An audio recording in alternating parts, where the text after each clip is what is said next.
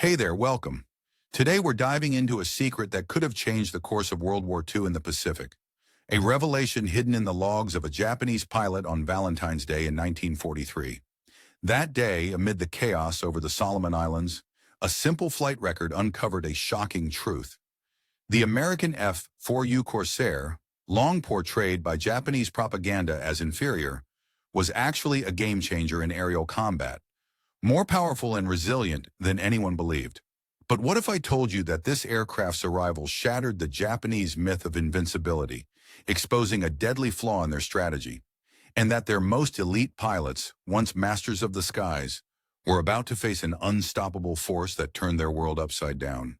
Could it be that the legendary Zero, which had dominated the Pacific for years, was about to be eclipsed by a fighter they barely understood? How did the Americans, with their seemingly inferior planes, start rewriting the rules of aerial warfare? And what dark secrets did Japan's own military hide behind their myth of inescapable dominance? In this video, we'll trace the rise and fall of Japan's aerial supremacy, peel back the layers of propaganda and reality, and reveal how a single aircraft changed everything. The most astonishing truths are just ahead. So buckle up, because the real story of that fateful day is about to unfold from the first chapter. February 14th, in the year 1943, a pivotal moment unfolded amidst the tumult of the Pacific theater, specifically over the Solomon Islands. On that day, a Japanese naval aviator, immersed in the tense environment of combat, meticulously recorded in his flight log an observation that, if discovered by his commanding officers back at Rabaul, might have led to severe disciplinary action or even more drastic consequences. The entry revealed an unsettling truth. The new American fighter aircraft, which the Japanese intelligence and propaganda had painted in a certain light, was far from what they had been led to believe. Contrary to the narrative of inferiority, this aircraft demonstrated capabilities that surpassed their understanding and expectations, signaling a revolutionary shift in aerial warfare. This aircraft was the F4U Corsair, and its first encounters with Japanese fighters over Guadalcanal marked a turning point in the Pacific conflict. During what the Americans would later call the St. Valentine's Day Massacre, a squadron of 12 Corsairs from Marine Fighting Squadron 1124, known as VMF-124, engaged Japanese forces in combat. The encounter resulted in mixed outcomes.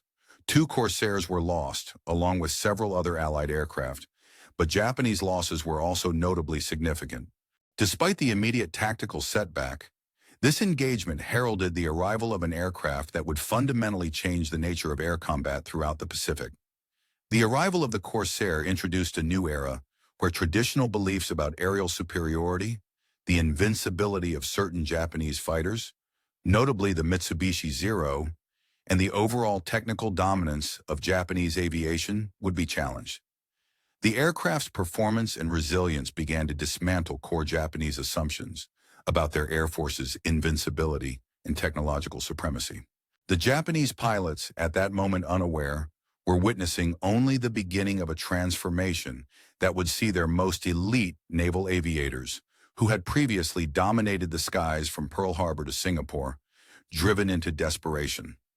These once conquerors of vast aerial expanses would find themselves increasingly relegated to perilous, one-way missions aboard aircraft that were becoming rapidly outdated. The underlying mathematics of aerial combat were being rewritten, not through the skill or warrior spirit of pilots alone, but through tangible factors such as horsepower, armor thickness, and the relentless industrial output that supplied these machines. This shift in metrics would soon expose a critical flaw in Japan's strategic approach, a misjudgment rooted in the assumption that technological and numerical superiority could guarantee victory. Instead, the evolution of the aircraft and the capabilities they represented would reveal the fatal underpinnings of Japan's war strategy.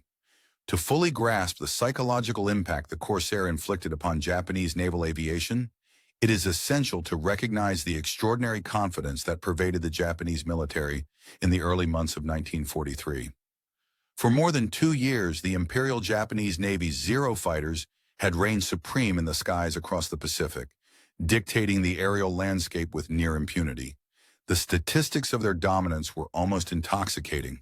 At Pearl Harbor, 9 Zeros had been lost while they had destroyed a staggering 188 American aircraft. In the subsequent campaign over the Philippines, Zero pilots claimed an astonishing 550 Allied aircraft destroyed within the first week, all while losing fewer than 40 Zeros in return. Further evidence of their perceived invincibility came from the Indian Ocean raid, where Commander Mitsuo Fuchida, leading the attack, recorded that Zeros shot down 45 British aircraft, losing only 4 of their own. These figures conveyed a narrative of divine superiority, where Japanese pilots, equipped with their exceptional fighters, seemed almost unbeatable, often boasting kill ratios of 10-to-1 or higher. One of Japan's most renowned aces during this period was Warrant Officer Hiroyoshi Nishiwa, who would eventually amass an impressive tally of 87 confirmed victories. In February of 1943, Nishiwa wrote a letter to his younger brother, capturing the prevailing Japanese conviction in the Zero's perfection. He described the aircraft as a perfect weapon, harmonizing seamlessly with the pilot's spirit, much like a samurai's sword. According to Nishiwa, the Zero embodied an ideal unity between man and machine, a harmonious extension of the pilot's soul. He dismissively characterized American aircraft as flying trucks, heavy, clumsy, and fundamentally lacking the soul and finesse that Japanese fighters possessed. This belief was not mere propaganda, but was rooted in the actual performance statistics of the Zero in the first years of the war. The Zero's range of nearly 2,000 miles, for example, allowed Japanese fighters to escort bombers over vast distances that had previously seemed impossible for American planners to counter. Its exceptional maneuverability was exemplified by a turn radius of only about 612 feet at 200 miles per hour, a remarkable feat that reinforced the perception of Japanese aerial supremacy. In the early years of the war, these capabilities cemented the belief that the Zero was invincible, a fighter unmatched in both technical performance and its harmony with the spirit of its pilot, creating a seemingly unassailable dominance of Japanese naval. The Mitsubishi A6M0, often simply called the Zero, was a fighter aircraft that, during its prime, was considered one of the most formidable and agile aircraft in the world. Its impressive performance was partly a result of its lightweight design. It was estimated to weigh about half as much as the F4F Wildcat, a notable American fighter of the time. Thanks to its lightweight construction and aerodynamic excellence, the Zero could reach an altitude of 15,000 feet in just 5 minutes and 30 seconds, a flight duration that was a full minute quicker than that of its American counterparts, giving it a significant advantage in terms of agility and responsiveness during combat engagements. Lieutenant Konami Harada, a veteran of the infamous attack on Pearl Harbor and a decorated pilot with 19 confirmed victories, reminisced about these days in a detailed interview conducted in 1976. He described the Zero pilots' perception of their aircraft as nearly invincible, a machine that seemed to respond more instinctively to their thoughts than to simple control inputs. Harda vividly recalled how, in flight, they felt almost like dancers, moving effortlessly through the sky while their American adversaries appeared sluggish and cumbersome by comparison. Although American pilots displayed great bravery and courage, Harda and many of his compatriots believed that their opponents flew what they affectionately called cattle, or less capable aircraft, compared to the sleek, highly responsive Zero, which they considered to be a thoroughbred, a term denoting a tough, vigorous horse, emphasizing its strength and agility. Nevertheless, by the end of 1942, subtle signs of vulnerability began to surface, revealing cracks in what had seemed an unassailable aerial superiority. Despite these signs, Japan's naval command refused to publicly acknowledge these emerging weaknesses or adapt their strategies, confident in the aircraft's legendary status. The Battle of Midway proved to be a turning point. It resulted not only in the loss of 4 of Japan's most valuable aircraft carriers, but also in the death of approximately 110 of Japan's most experienced naval aviators. These men, many with over 1,000 hours of flight time and extensive combat experience accumulated in China, were irreplaceable. The loss of such seasoned pilots was a significant blow to Japan's naval air strength. Even more troubling were the initial technical reports arriving from the front lines, which indicated that the Japanese fighters were facing increasingly resilient American aircraft. Commander Minoru Gender, a tactical planner deeply involved in the defense of Pearl Harbor and later instrumental in establishing Japan's post-war air self-defense force, had access to classified intelligence, noting that American fighters were becoming more difficult to shoot down. The newly introduced F-6F Hellcat, encountered in limited numbers at the time, proved to be remarkably durable, capable of absorbing substantial damage without losing combat viability. Japanese pilots reported firing at American aircraft with dozens of 7mm rounds without achieving any noticeable effect, signaling both the robustness of American aircraft and the increasing challenge posed to Japanese fighters. The campaign around Guadalcanal laid bare another unsettling reality. The United States was rapidly gaining in numerical superiority. Whereas earlier in the conflict, Japanese pilots might have faced opponents of equal or lesser numbers.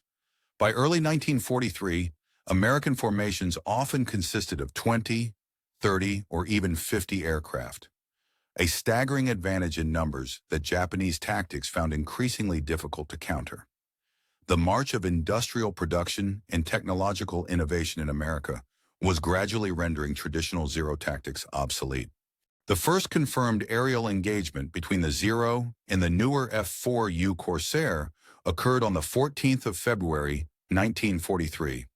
This encounter involved a squadron of 12 F4U Corsairs from Marine Fighter Squadron 124, which had arrived at Guadalcanal just 2 days earlier. These Corsairs were escorting PB-4Y Liberator bombers on a bombing mission when they encountered Japanese fighters. The result of this skirmish was a loss on both sides.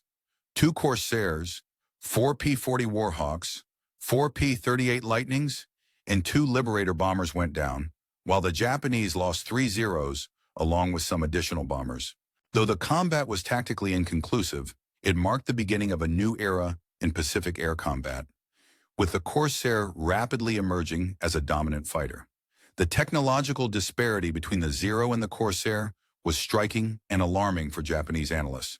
The Corsair's power plant, a Pratt & Whitney R2800 double wasp engine, produced around 2,000 horsepower, more than double the engine power of the Zero's Nakajima Sakai 12, which generated approximately 950 horsepower in the A6M2 model, or the about 1,130 horsepower in the later A6M5.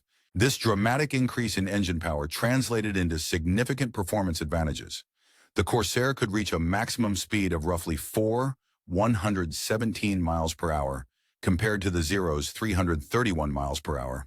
Furthermore, the Corsair's climb rate to 20,000 feet was around 7, and during the turbulent skies over the Pacific Theater, the vast confrontations between American aircraft carriers and Japanese naval forces saw riveting aerial battles where the technology and tactics of each side played pivotal roles in shaping the outcome of the war. One notable chapter in this saga involved the deployment of a formidable American fighter aircraft, the F4U Corsair, which was involved in a significant encounter against Japanese forces. In this particular engagement, a substantial number of Corsairs, approximately 110, were engaged in combat against Japanese aircraft and positions. At Guadalcanal, a critical battleground in the Pacific, these Corsairs encountered a formidable force of 76 Allied fighters, including the renowned Marine Corps Corsairs from various Marine squadrons. The clash was intense and resulted in catastrophic losses for Japan, with the Americans losing 39 aircraft, while they managed to destroy 12 Japanese fighters during the fight. One of the key figures in these early aerial battles was Major Gregory "Pappy" Boyington, a legendary Marine aviator who would later become famous as the commander of the VF-214 Squadron, famously known as the Black Sheep Squadron. As a young pilot participating in these initial Corsair operations, Boyington later recounted his experiences and the evolving tactics in his autobiography, Black Sheep. His writings provide a vivid insight into the pioneering days of carrier-based combat and the development of innovative aerial strategies.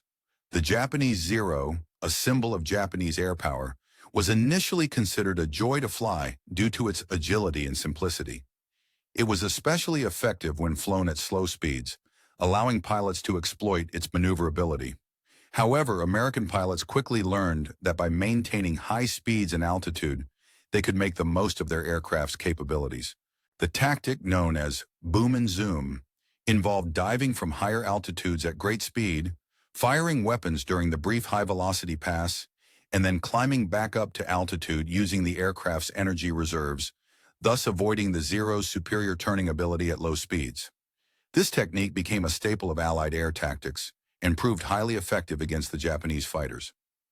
By May of the year 1943, Japanese technical teams had begun examining captured Allied aircraft, including the formidable Corsair, and analyzing field reports from combat pilots. What they uncovered was nothing short of alarming. The construction of the Corsair revealed that the United States possessed a manufacturing capability that Japan simply could not match. Its armor, which weighed more than 155 pounds, was designed to shield the pilot, oil tank, and oil cooler, components vital to aircraft survivability. For perspective, this armor was heavier than some Japanese trainer aircraft entirely. The windscreen was crafted from a robust 38mm thick bulletproof glass, capable of stopping rounds fired from 50 caliber machine guns at extremely close ranges. Additionally, the Corsair's fuel tanks were equipped with self-sealing layers of rubber that expanded when punctured, significantly reducing the risk of catastrophic fires, a common cause of pilot fatalities among Zero pilots.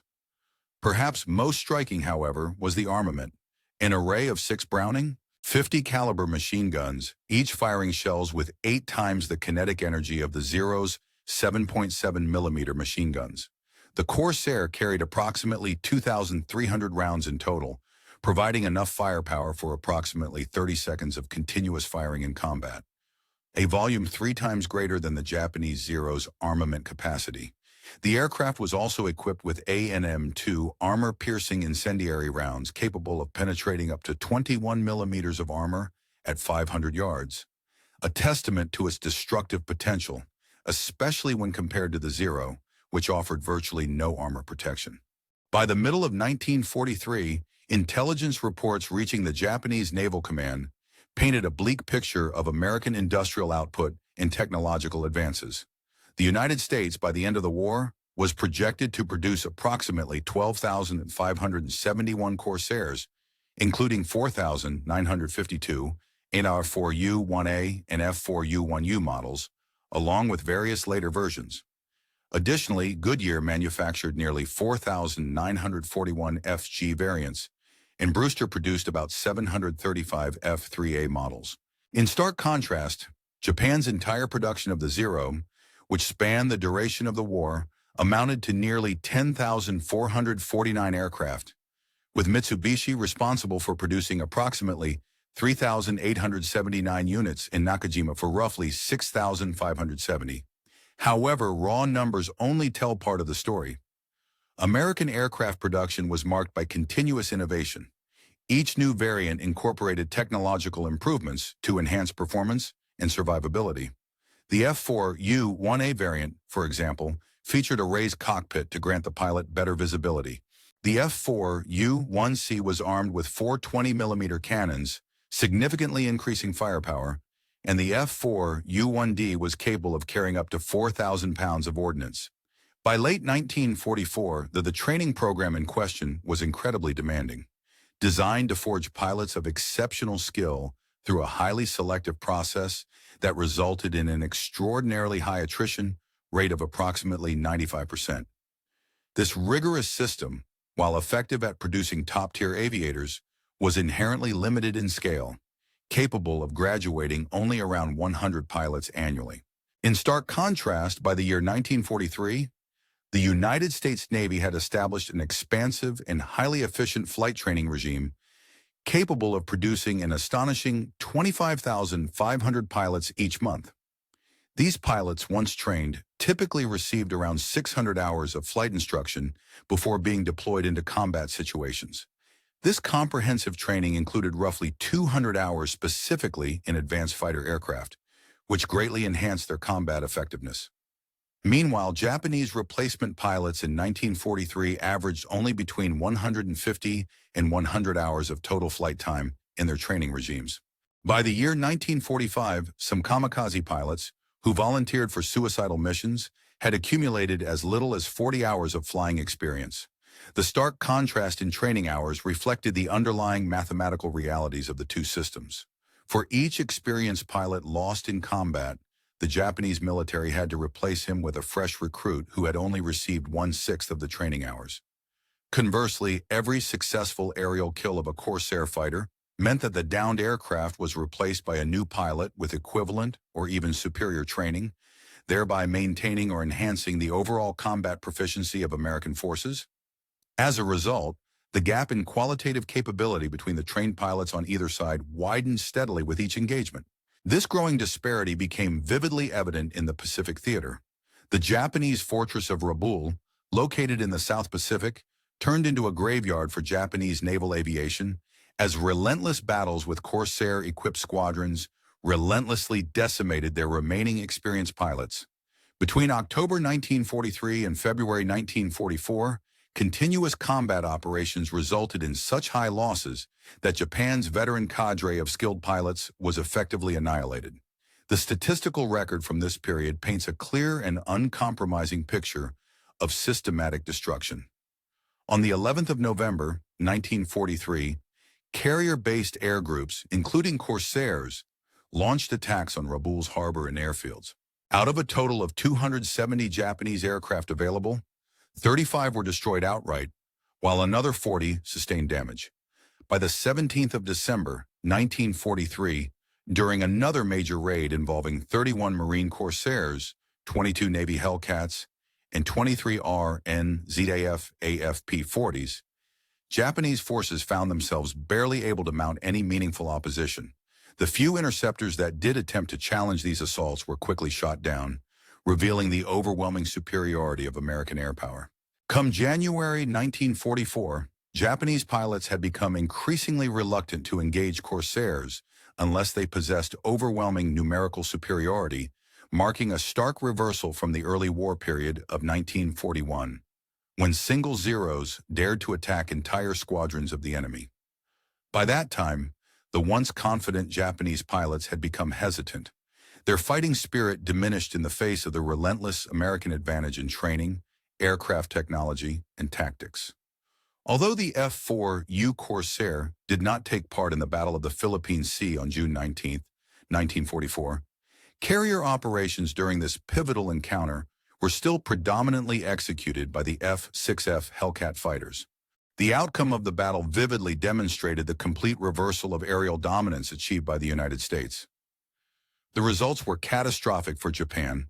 A total of 445 Japanese aircraft were destroyed, compared to the loss of only 30 American aircraft in combat. The ratio of kills to losses, which had once been nearly 10 Japanese aircraft for every American aircraft in 1941, had now swung dramatically to nearly 15-1 in favor of the United States. The few Corsairs that were present during this battle mainly served within land-based Marine squadrons, providing distant cover rather than participating directly in the melee. However, the technological and training advantages embodied by the Corsair and its American counterparts had been so profound that the battle's outcome vividly reflected this reality. Japan's naval aviation forces never recovered from the devastating defeat at this time. By the end of 1944, only a handful of Japanese pilots remained, and those survivors faced complete psychological collapse, having entered the war as members of what was once the world's most powerful naval aviation force. These pilots, once confident and highly skilled, now flew with a sense of inferiority in every measurable way. Saburo Sakai, Japan's leading surviving ace with a total of 64 confirmed victories, reflected on this period in his memoir titled Samurai. He described how Japan's aviation forces had lost their edge across all important aspects: equipment, numbers, and pilot quality. Sakai noted that the appearance of the new American fighters, with their superior training, technology, and tactics, spelled disaster for Japan's younger pilots, who faced certain death if they dared to confront these formidable opponents. The once proud and dominant Japanese naval aviators found themselves. At the beginning of their struggle, Japan found itself utterly powerless, lacking both the necessary skills to effectively engage in combat and the technological means to retreat or escape from overwhelming enemy forces. The situation grew increasingly desperate as the Allied forces gained dominance, forcing the Japanese military to confront the harsh reality of their declining capabilities. The arrival of the F4U Corsair in October of 1944 marked a significant turning point. Powered by an engine producing 2,450 horsepower, which could be boosted to a total of 2,760 horsepower with the aid of water injection, and capable of reaching a top speed of approximately 446 miles per hour, this aircraft shattered any remaining illusions about Japan's aerial superiority. Its advanced performance metrics clearly demonstrated that in virtually every aspect of flight, be it speed, altitude, or climbing ability, the Corsair outperformed Japan's most formidable fighter, the Zero. This stark technological disparity emphasized that the Japanese had fallen far behind in the aviation arms race, rendering their previous strategies and equipment obsolete. The impact of this technological gap extended beyond mere numbers.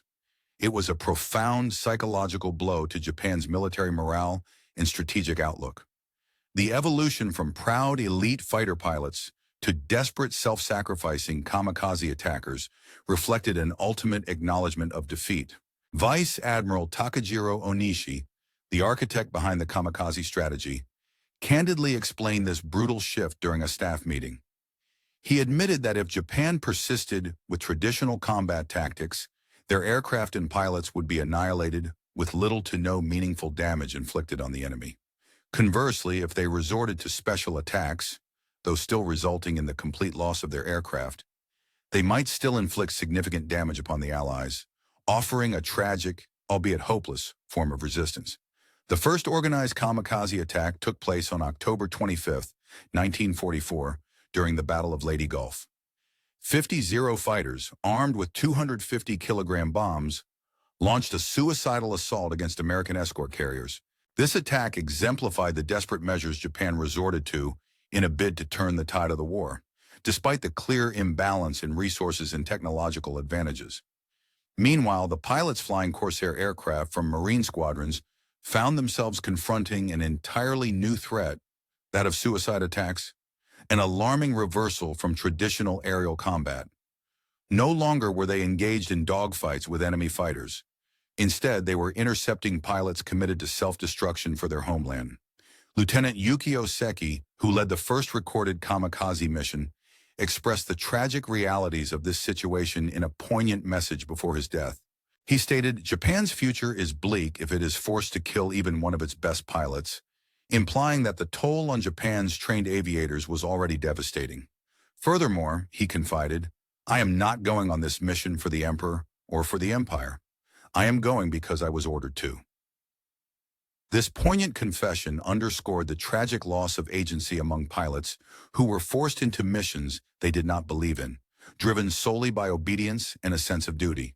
By the year 1945, post-war analyses and documents captured from Japanese archives revealed the full extent of the technological and strategic gap that had developed between Japan and the United States. Comparing the aircraft from that period illustrates just how vast the disparity had become. The F4U Corsair in 1945 boasted a maximum speed of approximately 446 miles per hour, a service ceiling of up to 41,500 feet, and a rate of climb of 3,870 feet per minute. Its engine delivered about 2,760 horsepower with water injection, and it carried armament weighing roughly 6.7 pounds per second, with armor protection of 155 units, along with self-sealing fuel tanks that contributed to survivability. In stark contrast, the Japanese A6M5 Model 52 Zero fighter from 1943 had a maximum speed of only about 351 miles per hour, a service ceiling of 36,250 feet, and a rate of climb of approximately 2,625 feet per minute. Its engine produced merely 1,130 horsepower, and it was significantly lighter at around 4,136 pounds. Its armament was much lighter, with a firepower of only about 2.3 pounds per second, and it possessed no armor protection whatsoever. The post-war revelations extended beyond aircraft specifications. They also highlighted the staggering industrial and economic disparities that had defined the war effort. In 1944, the United States produced a total of 100,075 aircraft, of which 16,731 were fighters. Japan, in comparison, managed to produce only 28,180 aircraft, including 5,474 fighters. Economically, the United States' gross domestic product in 1944 was estimated at approximately $1,499,000,000. Before their final sorties into combat, the Japanese pilots faced the daunting reality of confronting the formidable American fighter aircraft that had come to dominate the skies. The advent and widespread deployment of the F4U Corsair had fundamentally altered the strategic landscape of aerial combat in the Pacific theater, forcing the Japanese military to reevaluate and revise their tactical doctrines in profound ways. By the year of 1944, the Japanese military's standing orders explicitly forbade their pilots from engaging the Corsair unless they possessed a clear numerical advantage of at least 3-1. Even in such circumstances, pilots were instructed to accept only a single attack run. If their initial effort failed to secure a victory, they were to break off and retreat immediately, avoiding any prolonged engagement. The combat instructions, disseminated to Japanese pilots towards the end of 1944, leaked the extent of their perceived inferiority when confronted with the Corsair. It became common knowledge within Japanese aviation circles that attempting to outclimb a Corsair was futile, given its superior climb rate and performance. Similarly, trying to dive away from a Corsair in a bid to escape was ill-advised, as its speed and maneuverability rendered such tactics ineffective. A direct head-on attack was universally condemned among Japanese pilots, primarily because the Corsair's armament and armor made such confrontations highly lethal. The directives emphasized the importance of avoiding straight, level flying for more than 20 seconds, exposing pilots to unnecessary risk, while urging them to conduct evasive maneuvers, such as a split S if they were unexpectedly attacked, especially at low altitude, in hopes of escaping the enemy's grasp. Japanese pilots were advised to attack only under conditions where they held an overwhelming advantage in numbers and where surprise could be achieved. By early 1945, however, the grim reality was that Japan found itself in a state of complete military and aerial collapse. The once critical strategic situation had deteriorated beyond mere crisis, descending into utter chaos. The aircraft flown by Japanese pilots were often in a state of neglect, their maintenance routines slackening over months, resulting in frequent mechanical failures and suboptimal performance. Fueling practices also fell short of standards, as pilots used 87-octane fuel instead of the more suitable 91 or 100 octane, which was necessary for peak engine performance. Furthermore, ammunition loads had been pared down significantly to save weight, further crippling their offensive capabilities. In stark contrast, American Corsair squadrons, especially those operating from fleet carrier decks after December 28, 1944, when they were finally authorized for carrier operations, held overwhelming superiority in all aspects of aerial combat. They benefited from the latest radar-guided navigation systems, well-coordinated rescue services, meticulous maintenance routines, and systematic rotation policies that ensured pilots returned home after completing their combat tours. The comprehensive statistical record of engagements between the Corsair and the Zero fighter paints an unmistakable picture of American dominance in the air war. The overall combat performance of the Corsair was nothing short of remarkable. It achieved a total of approximately 2,140 aerial victories, while suffering only about 189 losses. This resulted in an astonishing kill ratio of over 11-1, illustrating the aircraft's overwhelming effectiveness. When examining specific encounters between the Corsair and the Zero, the figures are even more telling. Confirmed kills of Zero fighters totaled roughly 1,562, whereas the Corsair's losses attributable to Zero fighters numbered just 124, yielding a kill ratio of approximately 12.6-1. In terms of pilot survivability, American pilots who were shot down and subsequently survived scored a rate of about 64%, a testament to the well-organized rescue and recovery systems behind them. Conversely, Japanese pilots who were shot down, with a mere 8% surviving their crashes, faced significantly higher risks and lower chances of rescue. The Corsair became more than just a powerful machine. It embodied a broader American industrial philosophy, solving complex problems through overwhelming material superiority, manufacturing at a scale that prioritized quality, durability, and protection for pilots. The Zero fighter designed by Jiro Horikoshi and his team reflected a different cultural and strategic mindset. After the war, Horikoshi remarked that he had developed a fighter suited to a nation constrained by limited resources, where efficiency and minimalism dictated design. The Zero's elegance was born out of necessity, an optimal balance of performance and resourcefulness. Conversely, the Corsair was a robust product of American abundance, a vivid expression of having the resources to produce an aircraft that prioritized power, durability, and technological superiority. Horikoshi's assessment underscored a fundamental philosophical divide, that Japan's approach was rooted in achieving maximum potential with minimal resources, while America's strategy leaned heavily on the principle of overwhelming abundance. When these two contrasting philosophies clashed in aerial combat, the outcome was clear. Material wealth and technological investment proved decisively superior. The American approach was validated time and again on the battlefield, demonstrating that sheer industrial might.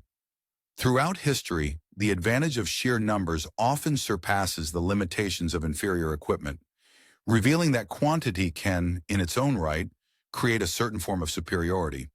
This principle was vividly demonstrated in the realm of aerial combat, where mass production of reliably good aircraft often overshadowed the exclusive deployment of limited, heroically crafted masterpieces. The sheer volume of serviceable machines and trained pilots could determine the outcome of battle, a truth rooted deeply in the reality that survivability plays a critical role.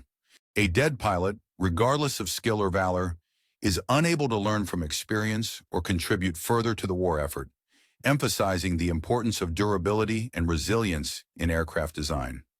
Furthermore, a nation's industrial capacity, the breadth and strength of its manufacturing infrastructure, becomes a decisive factor in wartime effectiveness. It is not merely the initial technological advantage that shapes the course of conflict, but the ongoing ability to innovate, adapt, and produce at scale. Over time, this relentless pace of technological advancement and manufacturing capability can overshadow early dominance, transforming static superiority into eventual obsolescence. These insights surged to prominence after the war, forming the core principles guiding Japan's post-war industrial resurgence. They underpinned the astonishing economic growth that became known as the Japanese economic miracle, driven by a strategic focus on innovation, mass production, and adaptability. The story of Japanese pilots confronting the formidable F4U Corsair encapsulates a dramatic clash not only between different aircraft, but also between tradition and modernity. The legendary Zero fighter epitomized the zenith of weight-saving design, meticulously stripped down to its essential components so that every gram was accounted for. Its engineers and pilots prized agility, range, and tactical simplicity, a testament to Japan's wartime philosophy, emphasizing minimalism and efficiency. Conversely, the Corsair stood as a symbol of industrial abundance, embodying raw power, extensive protection, and formidable firepower achieved through mass production and technological innovation that left little room for compromise. When these two philosophies, the Zero's lightweight efficiency and the Corsair's industrial might, met over the vast expanse of the Pacific Ocean, the outcome was almost preordained by the immutable laws of physics and engineering. No matter how skilled the Japanese pilots were, or how deeply rooted their warrior traditions and spiritual convictions, their Zero could not match the Corsair's sheer horsepower, firepower, and armor. The Corsair's engines boasted twice the power, its weapons delivered 6 times the firepower, and its protective armor rendered the Zero's lightweight frame vulnerable. Such disparities led to a profound psychological shift among Japanese pilots, who, prior to confronting the Corsair, had believed in their aircraft's tactical superiority and spiritual resilience. Their defeat in battle became one of the most striking reversals of morale and perception in military history. Initially, the Japanese believed in their don't-lose spirit, trusting in their technological ingenuity, their spiritual fortitude, and their tactical prowess. However, the relentless reality of technological disparity shattered these illusions, revealing that they were operating outdated aircraft, employing strategies that had become less effective in the face of technological progress, all while their adversaries benefited from virtually limitless industrial capacity. The Corsair did not simply shoot down Zeros, it dismantled an entire worldview, one that equated traditional warrior spirit with ultimate victory. It became a stark testament to the fact that industrial capacity and technological innovation could outweigh even the most deeply ingrained martial traditions. This realization proved revolutionary, demonstrating that the value of protecting pilots through better armor and technology far surpassed the importance of minimizing weight. The lessons learned in the crucible of the Pacific, though obtained at an immense and tragic cost, proved instrumental in Japan's subsequent transformation. From a militaristic empire driven by expansionist ambitions, Japan evolved into one of the world's most prosperous, peaceful democracies and a leading industrial power. The seemingly simple bent-wing fighter that Japanese pilots affectionately called Whistling Death paradoxically became a symbol of Japan's rebirth and modernization. By showcasing the irrefutable superiority of industrial democracy, characterized by mass production, technological innovation, and strategic resilience, the Corsair played a pivotal role in shaping Japan's post-war identity. It helped steer the nation away from militaristic fanaticism toward a future rooted in technological prowess, economic strength, and diplomatic cooperation. The pilots who survived their encounters with this formidable aircraft carried forward a crucial lesson. In the modern era, victory, whether in war or peace, belongs to those nations that can innovate, produce efficiently, and adapt quickly. Their hard-won experience and the lessons embedded within it would continue to influence Japan's development, illustrating that the most successful nations are those that harness the power of advanced technology and effective manufacturing processes.